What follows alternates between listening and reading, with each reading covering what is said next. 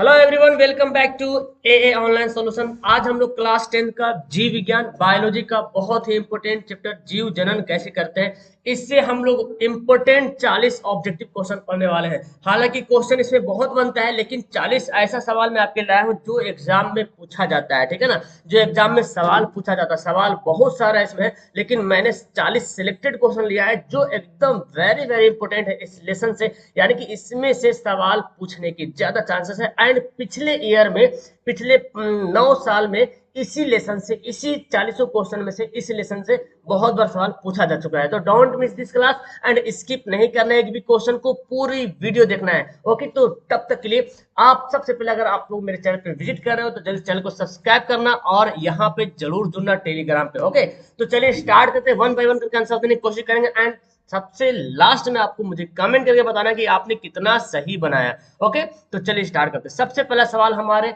आपके स्क्रीन के पास है कि कौन सा पुष्प, पुष्प का कौन सा भाग जो है फल बनता है। ओके, पुष्प का कौन सा भाग फल बनता है। देखिए, परागकोश, वर्तिकाग्र, वर्तिका, अंडाशय। यानी कि जो हम फल खाते हैं ना, जो हम फल खाते हैं, तो पुष्प का कौन सा भाग है।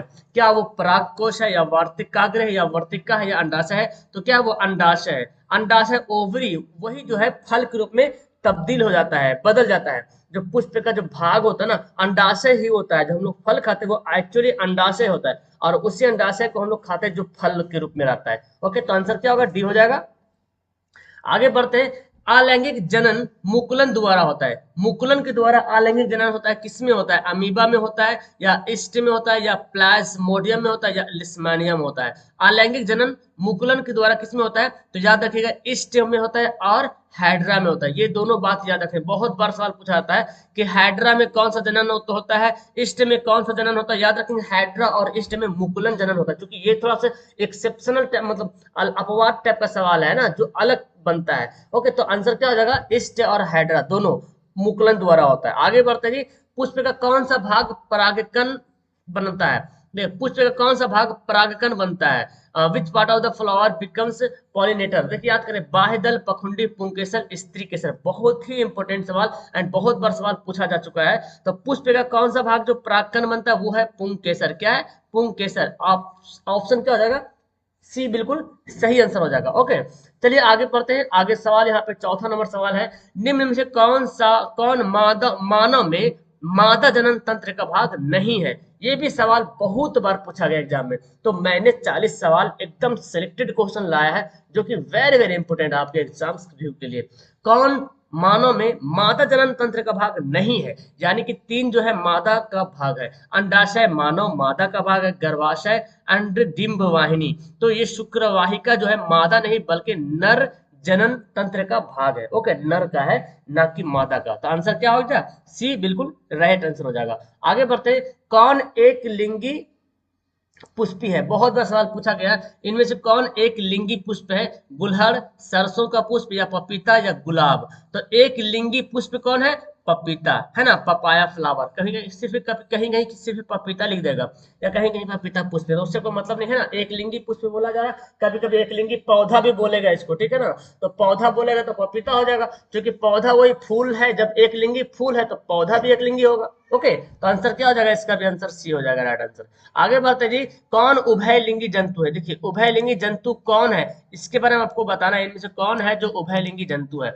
ऑप्शन देखिए, केचुआ, कुत्ता, बिल्ली, बकरी। तो उभयलिंगी जंतु कौन है, केचुआ है। कौन है, केचुआ है, जिसमें दोनों लिंग पाया जाता है, नर और मादा का दोनों लिंग पाया जाता है, उसको बोलते हैं उभयलिंगी जीव। ठीक है ना, तो आंसर क्या हो जाएगा, ए बिल्कुल राइट आंसर होगा। आगे देखिए, सवाल है 7 नंबर सवाल।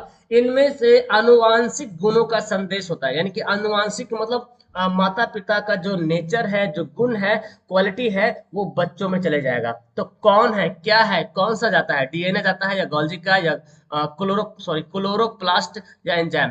तो डीएनए, डीएनए जो है वो अनुवांशिक गुणों का संदेश होता है, संदेश, अनुवांशिक गुणों का संदेश। ठीक है ना, तो आंसर क्या हो जाएगा, डीएनए।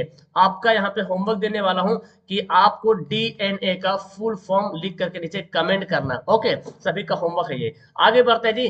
जीव जनन क्यों करते हैं। बहुत ही सिंपल सा एंड नॉर्मल सा सवाल है कि जीव जनन क्यों करते हैं। तो आपका एक ही जवाब बनेगा कि अपना अस्तित्व बनाए रखने के लिए, है ना, अपनी जाति की संख्या में वृद्धि के लिए, बिल्कुल अपनी जाति का अस्तित्व कायम रखने के लिए कि हमारा जाति कायम रहे, हमारा नस्ल कायम रहे, है ना, हमारा खानदान चले, अनुवांशिक गुण पीढ़ी दर पीढ़ी पहुंचाने के लिए, मतलब इनमें से सभी यानी कि तीनों ऑप्शन जो है बिल्कुल सही आंसर होगा। क्लियर है? तो आंसर क्या आ जाएगा? डी जो है राइट आंसर है कि अपना अस्तित्व बनाने के लिए, अपना जाति को वृद्धि करने के लिए एंड अनुवांशिक गुण जो है पीढ़ी दर पीढ़ी पहुंचाने के लिए। ठीक है ना? तो इसको बोलते हैं क्या?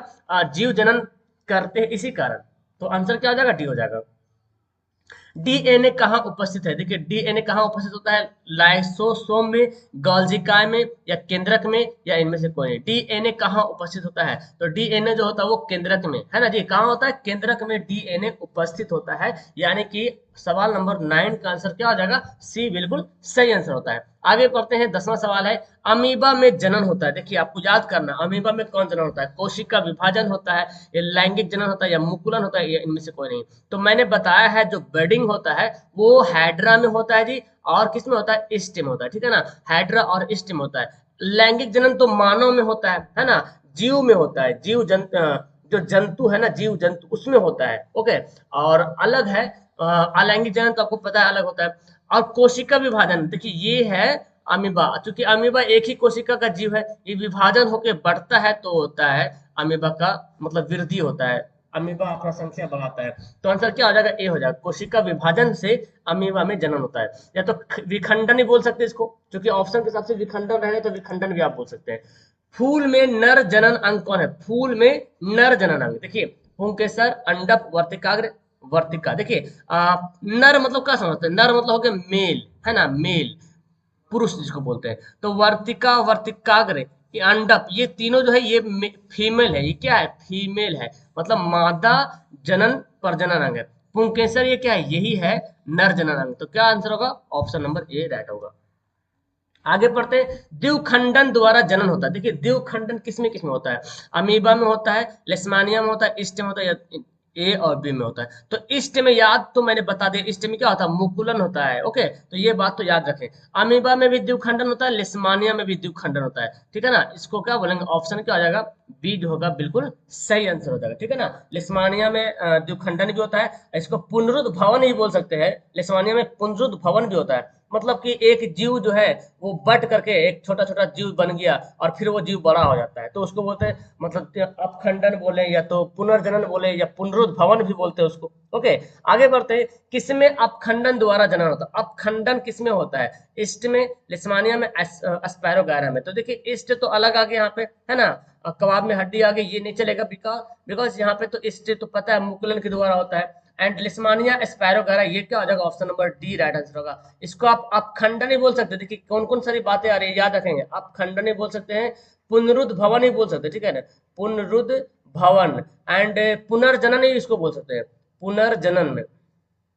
ओके, पुनर्जनन भी, जनन भी बोल सकते हैं। आगे बढ़ते हैं। तो हमारा 16 का सवाल देखिए क्या बोलता है। कायिक प्रवर्धन में पौधे के किस भाग से नया पौधा उत्पन्न होता है?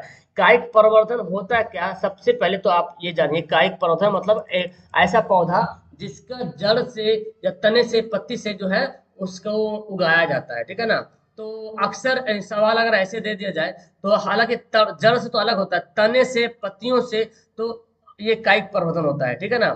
तो हमारा आंसर फिलहाल ऑप्शन के हिसाब से डी क्या हो जाएगा? राइट आंसर हो जाएगा। क्लियर है? आगे बढ़ते, किस पौधे को कायिक प्रवर्धन द्वारा उगाया जाता है? मतलब कौन कौन पौधा है? या तो पत्ती के द्वारा या तो तना के द्वारा। जड़ के द्वारा तो नहीं होता है कायिक प्रवर्धन, लेकिन उस 16 नंबर सवाल में ऑप्शन दिया हुआ था तो हमको मजबूरन ने ऑप्शन डी करना पड़ा। ठीक है ना? ये 16 में चूंकि जड़ के द्वारा कायिक प्रवर्धन नहीं होता है, तने और पत्तियों के द्वारा होता है, तो फिलहाल ऑप्शन के हिसाब से बी और सी यानी कि इनमें से सभी मार सकते हैं, लेकिन ऐसा नहीं रहेगा। तो याद रखिएगा कायिक प्रवर्धन तने या पत्ती किसके द्वारा होता है। ठीक है ना? आगे पढ़ते हैं जी। तो बोला जाता है क्या कि कायिक प्रवर्धन किसके द्वारा होता है? देखिए गुलाब का पौधा होता है, गुलाब के पौधा को डहली टानी क्या बोलता है, टहनी होता है ना, डाली, उसको काट के रोप दीजिएगा तो फिर से नया गुलाब बन जाएगा। गन्ना खाएं, गन्ना का जो पोर होता है छोटा छोटा, यहाँ पे ऐसे जो बना होता है गन्ना जो खाते हैं, ये जो ऐसे गठरी बना होता है, ये अलग अलग पोर, इसको अगर रोक दीजिएगा तो गन्ना हो जाएगा। अंगूर का भी वही हाल है। तो आंसर क्या हो जाएगा? डी, यानी कि ये तीनों में जो है कायिक प्रवर्धन होता है। आगे बढ़ते हैं, गीले डबल रोटी के टुकड़े पर क्या उत्पन्न होता है? बहुत बार सवाल आ चुका है, ये बहुत इंपॉर्टेंट सवाल है, बंदा फंस जाता है। गीले डबल रोटी मतलब समझ रहे हैं ना, जो पाव रोटी जिसको बोलते हैं जी, ठीक है ना। तो शैवाल, कवक, शैवाल, अमीबा, स्पैरो वगैरह, तो इसमें क्या होता है? कवक होता है, ठीक है। ऑप्शन याद रखें। टुकड़े पर उत्पन्न क्या होता है ना। अरे कहा था गीले डबल रोटी को किसके द्वारा बनाया जाता है? तो ईस्ट के द्वारा बना है, ठीक है। जो फूल जाता है ना डबल रोटी, जो पाव रोटी फूला हुआ होता है ना, फूला हुआ होता है डबल रोटी या पाव रोटी, उसे बोलते हैं। तो ये फूला होता है, तो ईस्ट के द्वारा होता है। अब अगर बहुत दिन खराब हो जाएगा, रोटी रोटी रखा हुआ है घर में, खराब हो गया, तो उस पर जो है कवक पैदा हो जाता है, ठीक है। तो आंसर क्या होगा? ए हो जाएगा। आगे बढ़ते हैं, जिस जीव में नर और मादा जनन अंग हो, दोनों उपस्थित हो, तो उसे क्या कहते हैं? अभी मैंने बताया था, एक ऐसा जीव, वैसा जीव जिसमें नर और मादा जनन दोनों अंग उपस्थित हो, मतलब जीव एक ही है, उसमें नर का भी लिंग हो और मादा का भी लिंग हो, दोनों उपस्थित हो, तो उस जीव को क्या बोलेंगे? हार्मोफ्राइडाइट या द्विलिंगी या उभयलिंगी, इनमें से सभी। तो ये तीनों नाम उन्हीं का है, ठीक है ना। हार्मोफ्रोडाइट ये भी नाम है द्विलिंगी का, मतलब कि द्विलिंगी उसी को बोलते हैं, हार्मोफ्राइडाइट उभयलिंगी भी उसी को बोलते हैं, ठीक है। तो आंसर क्या होगा? डी होगा राइट आंसर। आगे बढ़ते हैं, पुष्पी पौधे में अलैंगिक जनन किसके द्वारा होता है? देखिए, पुष्पी पौधे में अलैंगिक जनन किसके द्वारा होता है? सॉरी, लैंगिक होगा, अलैंगिक नहीं, पुष्पी पौधों में लैंगिक जनन बोलेंगे, ठीक है ना। पुष्पी पौधों में लैंगिक जनन किसके द्वारा होता है? ठीक है, पत्तियों के द्वारा, तने के द्वारा, फूलों के द्वारा या बीज के द्वारा। तो पुष्पी पौधे यानी कि जो फूल वाला जो पौधा होता है ना, उसमें जो लैंगिक जनन होता है, सेक्सुअल रिप्रोडक्शन, देखिए है ना, लैंगिक जनन सेक्सुअल रिप्रोडक्शन जो होता है वो फूलों के द्वारा होता है, ठीक है ना। क्या होगा आंसर? सी बिल्कुल राइट आंसर। अलैंगिक नहीं बल्कि लैंगिक जनन सवाल में है, तो आंसर सी होगा। आगे बढ़ते हैं, तो 20 सवाल खत्म हो गया, उम्मीद है कि 20 में 20 आप लोगों ने बनाया होगा।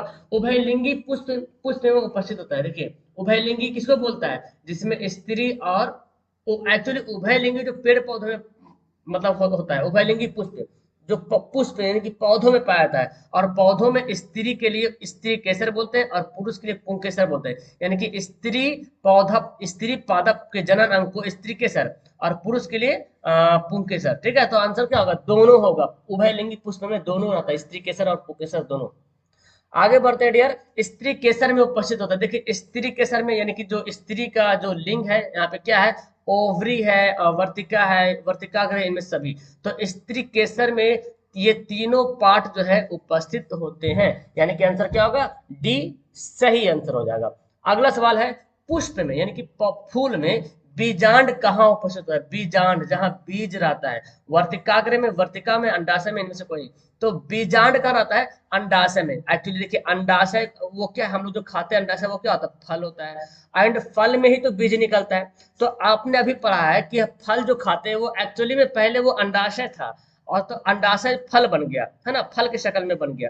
तो हम लोग खाएं क्या? अंडाशय। तो फल जब खा रहे तो फल में निकल रहा बीज, मतलब ये है कि बीजांड जो है वो अंडाशय में उपस्थित होता है, ठीक है। आंसर क्या हो जाएगा? डी हो जाएगा। आगे सवाल इसी तरह से है कि पुष्प में मादा युग्मक कहाँ उपस्थित होता है? मादा युग्मक पुष्प में, तो मादा समझ रहे ना, जो फीमेल का होता है, ठीक है ना। बीजांड में, वर्तिका में या वर्तिकाग्र में, तो मादा युग्मक कहाँ रहेगा? बीजांड में रहेगा। देखिए, बीजांड में मादा युग्मक कहाँ रहेगा? बीजांड में रहेगा। और बीजांड कहाँ रहेगा? अंडाशय में रहेगा। देखिए, ये सब एक दूसरे से कनेक्शन करना पड़ेगा। मादा युग्मक कहाँ होता है? बीजांड में होता है, यानी कि बीज के अंदर जो बीज होता है उसमें मादा युग्मक होता है, मतलब जनन करने की क्षमता होता है। देखते हैं ना, कोई बीज रोप देते हैं तो पैदा हो जाता है, नया पौधा बन जाता है ना। तो बीज में रहता है, और बीज कहाँ रहता है? बीज रहता है अंडाशय में, वही अंडाशय जो फल के रूप में बदल जाता है, ठीक है। तो आंसर इसका क्या हो जाएगा? ए हो जाएगा। आगे बढ़ते हैं, निषेचन के फलस्वरूप अंडाशय विकसित होता है। देखिए, अभी मैंने बताया था, निषेचन, जब निषेचन हो जाता है ना, तो तो जो अंडाशय होता है वो क्या बन जाता है? फूल, फल, पत्तियां या परागकण। तो क्या बनता है डियर? फल बन जाता है ना। जब निषेचन हो जाता है तो निषेचन के फलस्वरूप यानी कि फर्टिलाइजेशन जब होता है, तो उसके बाद अंडाशय जो है फल में तब्दील हो जाता है, बदल जाता है। ओके, आंसर क्या हो जाएगा? बी राइट आंसर हो जाएगा। अगला देखिए सवाल क्या बोलता है।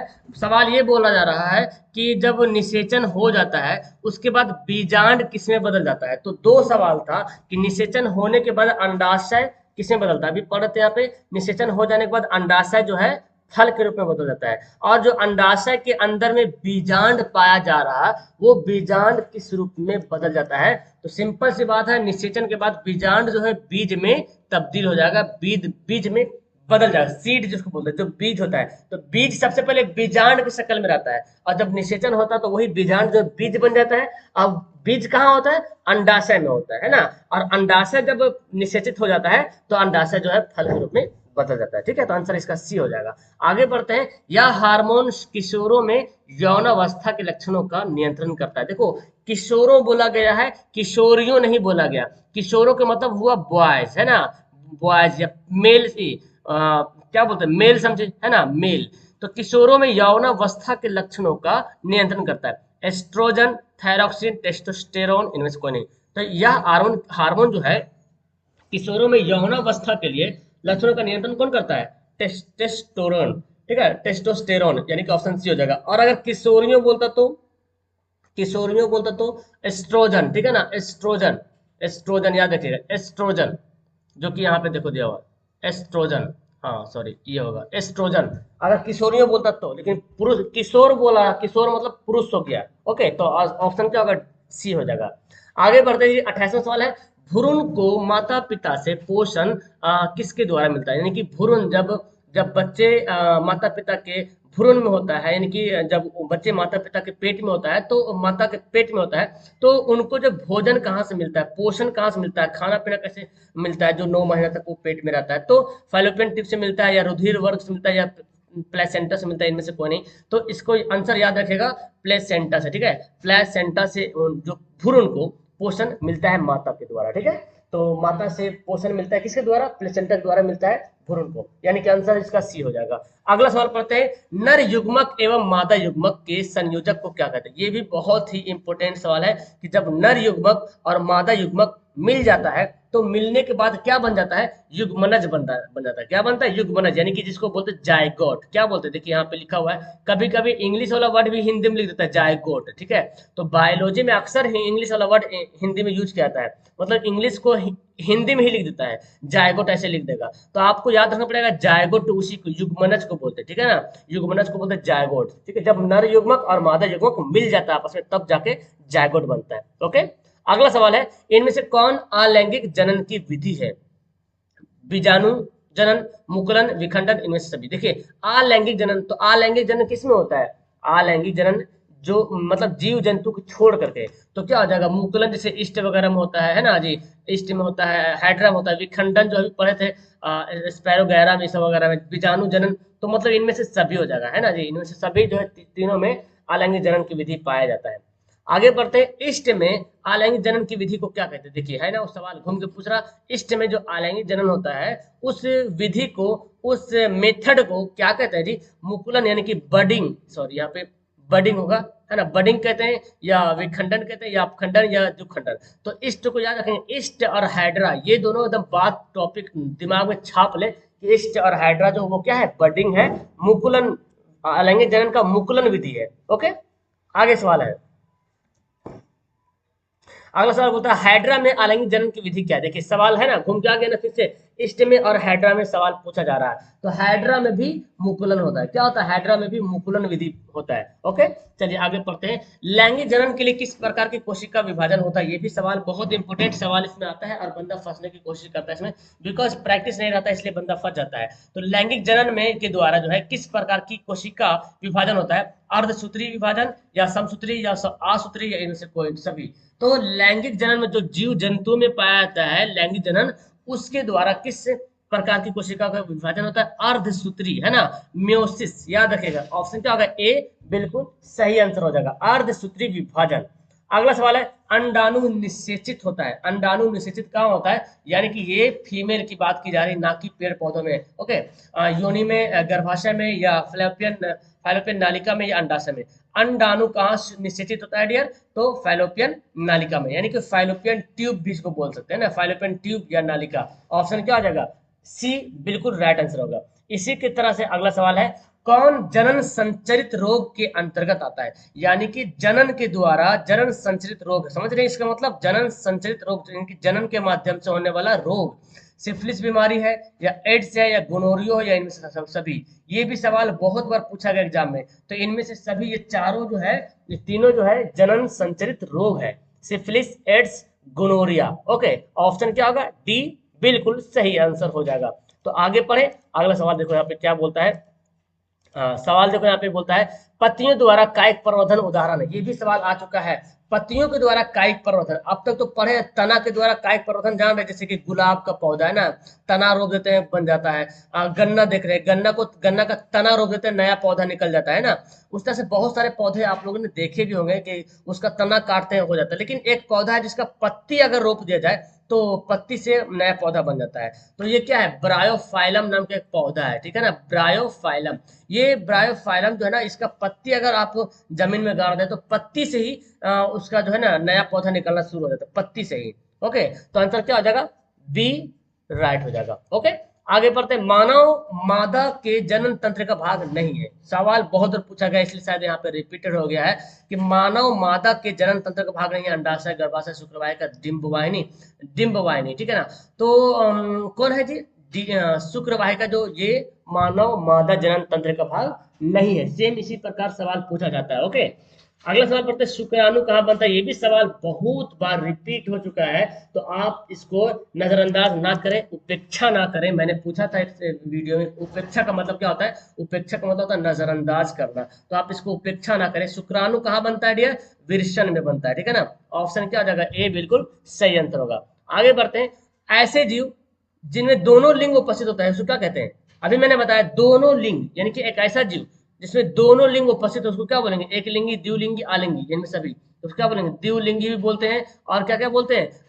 उभय लिंगी भी बोलते हैं। और एक इंग्लिश वाला नाम था है ना, जो ही पढ़े सवाल, वो भी जिसमें दोनों लिंग रहेगा उसको बोलेंगे द्विलिंगी।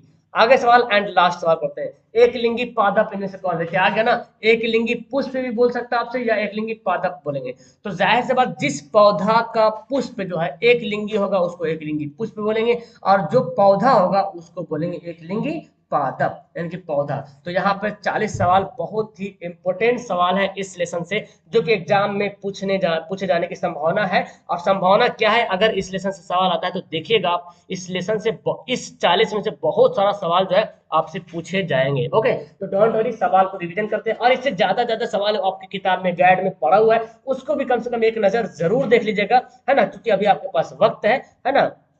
तो एक नजर उसको जरूर देख लेना। ओके, बाकी मैंने आपको इंपोर्टेंट सवाल बता दिया है। तो वीडियो कैसी लगी, पढ़ने में मजा आया, कितना नंबर बनाए आप लोग, कितना सही बनाए, कितना गलत बनाए, नीचे कमेंट करना। एंड आपको जो मैंने होमवर्क दिया है डीएनए का फुल फॉर्म क्या है उसको जरूर कमेंट करेंगे। एंड ये क्वेश्चन सभी बोर्ड के लिए डियर, इसीलिए आप जल्दी से वीडियो को लाइक करो, अपने चैनल को सब्सक्राइब करना और दोस्तों को शेयर करना मत भूलना। दैट्स ऑल, मिलते हैं नेक्स्ट वीडियो में। Bye bye.